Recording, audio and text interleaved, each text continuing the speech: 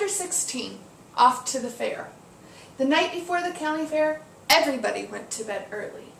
Vern and Avery were in bed by 8. Avery lay dreaming that the Ferris wheel had stopped at the top and he was in the top car. Vern lay dreaming that she was getting sick on the swings. Lurvy was in bed by 8:30. He lay dreaming that he was throwing baseballs at a cloth cat and winning a genuine Navajo blanket. Mr. and Mrs. Zuckerman were in bed by 9. Mrs. Zuckerman lay in bed dreaming about a deep freeze unit, but Mr. Zuckerman lay in bed dreaming about Wilbur.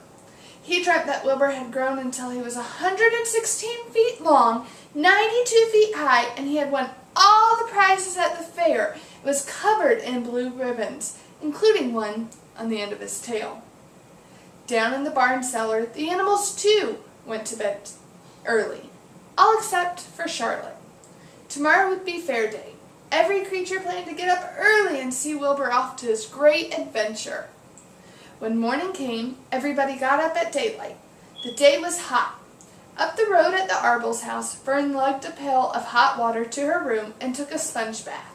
Then she put on her prettiest dress because she knew she would see boys at the fair.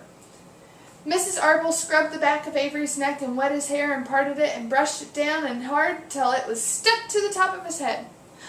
All but about 6 hairs that stood straight up. Avery put on clean underwear, clean blue jeans, and a clean shirt. Mr. Arbel dressed, ate breakfast, and went out and polished his truck. He'd offered to drive everybody to the fair, including Wilbur. Bright and early, Lurvy put clean straw in Wilbur's crate and lifted it into the pig pen.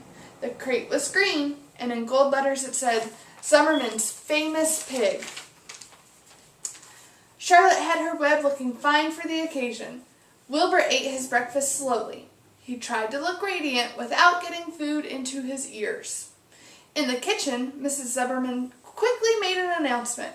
Homer, she said to her husband, I'm going to give that pig a buttermilk bath. A what? Said Mr. Zuckerman. A buttermilk bath. My grandmother used to bathe her pig with buttermilk when it got dirty. I just remembered. Wilbur's not dirty, said Mr. Zuckerman proudly. He is filthy behind the ears, Miss Zuckerman said. Every time Lurvy slops him, the food runs down behind his ears. Then it dries and forms a crust. He also has a smudge on his side where he kind of lays in manure. He lays in clean straw, corrected Mr. Zuckerman. Well, he's dirty, and he's getting a bath. Mr. Zuckerman sat down weakly and ate a donut. His wife went to the woodshed. When she returned, she wore rubber boots and an old raincoat, and she carried a bucket of buttermilk and a small wooden paddle. Edith, you are crazy, Mr. Zuckerman mumbled. But she paid no attention to him. Together they walked to the pig pen. Mrs. Zuckerman wasted no time. She climbed in with Wilbur and went to work.